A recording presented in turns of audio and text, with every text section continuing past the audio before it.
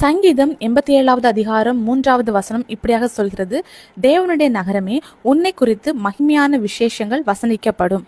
இன்னைக்கு உங்களை பார்க்குறவங்க உங்களை அசட்டை பண்ணலாம், அற்பமாக நினைக்கலாம், உங்களை ஒன்றும் இல்லாத ஒரு ஆள் மாதிரி ஒதுக்கி வைக்கலாம். எப்படிப்பட்ட சுச்சுவேஷனில் நீங்கள் இருந்தாலும் ஆண்டவருடைய கண்கள் உங்கள் மேலே நோக்கமாக இருக்குது. ஆண்டவர் உங்களை உயர்த்த விரும்புகிறாரு. நீங்கள் பிறருக்கு முன்னாடி ஒரு மகிமையான பாத்திரமாக மாற ஆண்டவர் ஆசைப்படுறாரு. பரிசுத்த வேதாகமத்தில் பார்க்கும்போது தாவீது தன்னுடைய குடும்பத்தில் அற்பமாக எண்ணப்பட்டாங்க. தன்னுடைய குடும்பத்துல அற்பமா எண்ணப்பட்ட அந்த தாவீதை தான் ஏசப்பா ஒரு தாவீது ராஜாவா மாற்றினார். இன்னைக்கு எல்லாரும் உங்களை ஒதுக்குறாங்க, அசட்டை பண்றாங்கிறதுக்காக நீங்க தாழ்வு மனப்பான்மைக்குள்ளாடி போய் சோர்ந்து போயிருக்கலாம். ஆனா ஏசப்பா உங்களுடைய கண்ணீரை பாக்குறாரு, உங்களுடைய இருதயத்தின் வேதனையை அவர் பாக்குறாரு. மனுஷன் முகத்தை பாக்குறான், ஆண்டவர் இருதயத்தை பாக்குறாரு. அதனால ஏசப்பா இப்படியே உங்களை விட மாட்டாரு. பிறர் கண்களுக்கு முன்னாடி உங்களை மேன்மைப்படுத்துவாரு. உங்களை குறித்து மேன்மையான வார்த்தைகள் பிறர் பேசுற வகையில ஆண்டவர் உங்களை ஆசீர்வதிப்பாரு. விசுவாசிங்க, அற்புதங்களை எதிர்பாருங்க. இயேசு கிறிஸ்துவின் நாமத்தில் ஆமீன்.